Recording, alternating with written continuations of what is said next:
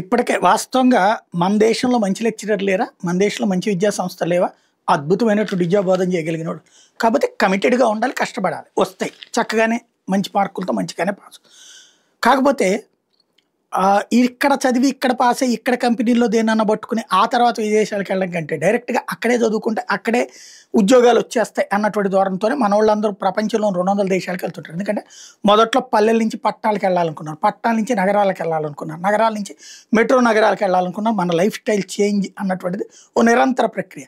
తర్వాత విదేశాలకెళ్ళి సెటిల్ అవ్వడం అన్నటువంటిది ఇప్పుడు ప్రతిష్టాత్మకం. పక్కింటోడికి మా అబ్బాయి అమెరికాలో ఉన్నాడు, మా అబ్బాయి ఆస్ట్రేలియాలో ఉన్నాడు, మా అబ్బాయి ఇంగ్లాండ్‌లో ఉన్నాడు, మా అమ్మాయి సౌదీ అరేబియాలో ఉంటుందండి. ఇట్లాంటిది ఇది గొప్పగా చెప్పుకోవడం అన్నట్టు.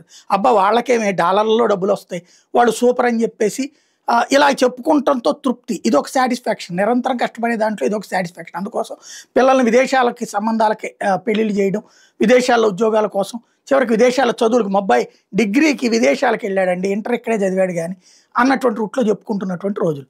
దీన్ని అడ్డుపెట్టుకుని మన దేశపు సొమ్ములు ఆ దేశాలకు పోతే అక్కడ చదువుల కోసం అని చెప్పి వాస్తవంగా అక్కడికి వెళ్తున్నటువంటి వాళ్ళు అక్కడే చదువుకుని అక్కడే ఉద్యోగం చేయాలన్నటువంటి ఇది గమనించినటువంటిది. అక్కడ ఉపాధి అవకాశాలు, అక్కడ ఉద్యోగ అవకాశాలు కోల్పోతున్నాయని అమెరికా ఇప్పుడు మన వాళ్ళకి 1,00,000 ఆంక్షలు పెట్టింది. బ్రిటన్ మన వాళ్ళ నానా తెప్పలు పెడుతోంది. అక్కడ అడ్మిషన్స్ తగ్గిపోయినాయి.